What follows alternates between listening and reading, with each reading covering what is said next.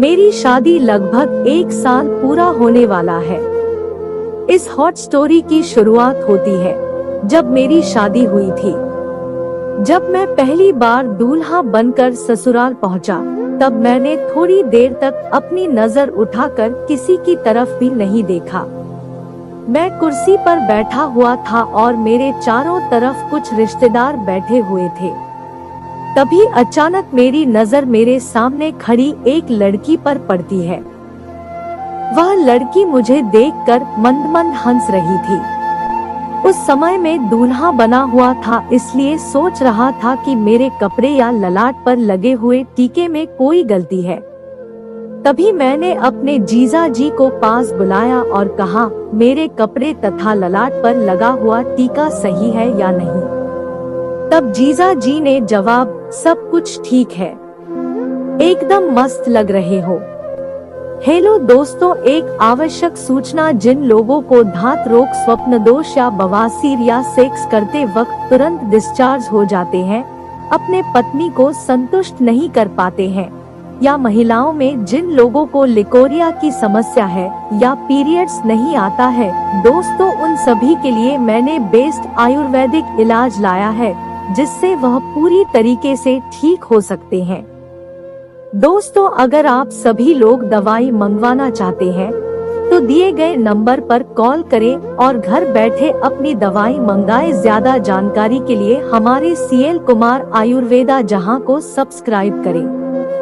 थोड़ी देर बाद जब मैं मंडप के नीचे जाकर बैठा, उसी समय वह लड़की मेरे पीछे आकर बैठ गई।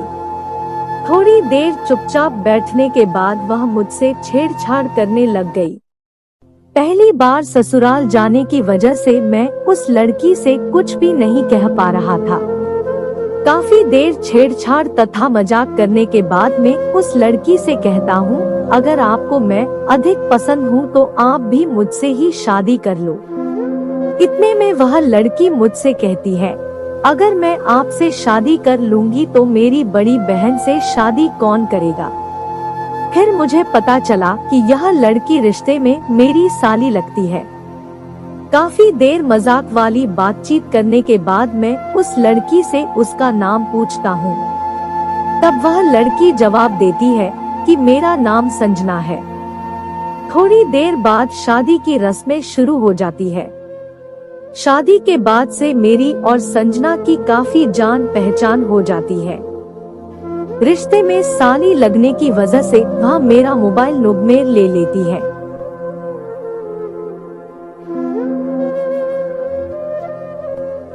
शादी की सारी रस्में पूरी हो जाने के बाद अगले दिन मैं अपनी पत्नी को लेकर अपने घर पहुंच गया। पत्नी के साथ रोमांस करने के लगभग 3 दिन बाद मैं अपनी पत्नी को घर वालों से मिलाने की रस्में पूरी करने के लिए ससुराल ले जाता हूँ।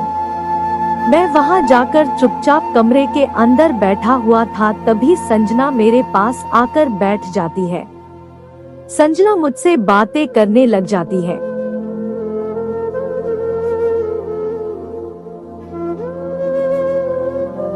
थोड़ी देर बातचीत करने के बाद वह मुझसे मजाक के दौरान अपनी बहन के बारे में पूछने लगती है।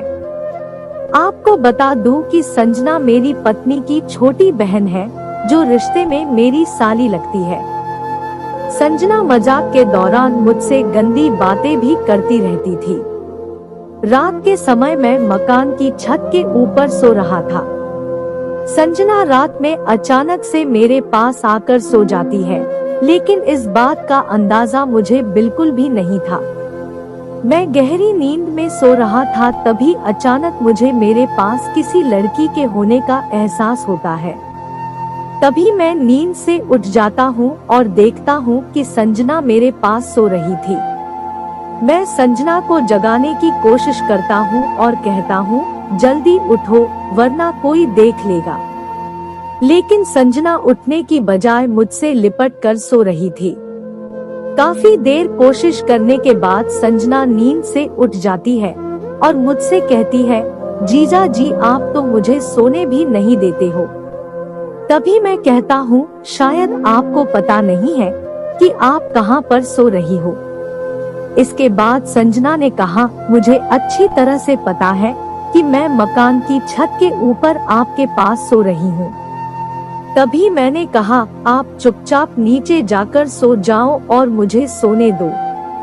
तभी संजना कहती है, मैंने मकान की छत वाले गेट को लॉक कर दिया है। अब कोई भी व्यक्ति मेरी इजाजत के बिना ऊपर नहीं आ सकता है।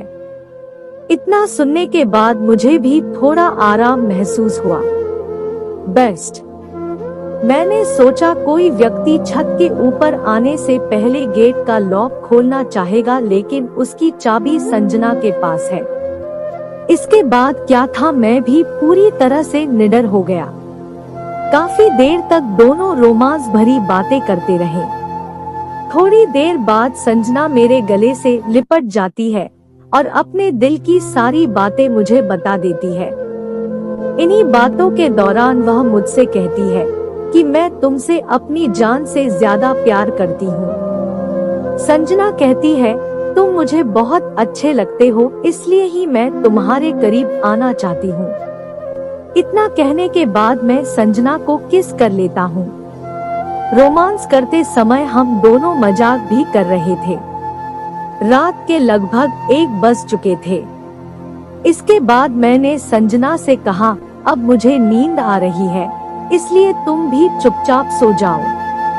संजना कहती है, नहीं, आज रात भर मुझे आपके साथ रोमांस भरी बातें करनी है। रात भर बातें करने के बाद मैंने संजना से कहा, सुबह के 5 बज गए हैं, तुम चुपचाप नीचे चली जाओ। इतना कहने के बाद संजना मुझे एक किस करके चुपचाप नीचे चली जाती है। अगले दिन मैं अपनी पत्नी को साथ लेकर अपने घर चला जाता हूँ। मुझे घर जाते हुए देखकर संजना के चेहरे से मुस्कान चली जाती है और वह मुझसे नाराज हो जाती है, क्योंकि मैंने रात के समय संजना को बताया था कि मैं आपके यहाँ 2 दिन रुकने के लिए आया हूँ। लगभग 1 घंटे बाद मैं अपने घर पहुँच जाता हूँ। घर पहुँचने के बाद भी मेरा मन संजना की ओर खींचा जा रहा था। थोड़ी देर बाद संजना मुझे कॉल कर देती है और कहती है, जीजा जी, आप तो बोल रहे थे कि मैं 2 दिन रुक कर जाऊंगा। मैंने कहा, किसी काम की वजह से जाना पड़ा है, लेकिन अगली बार जरूर रुकूंगा और आपके कहने पर ही वापस आऊंगा।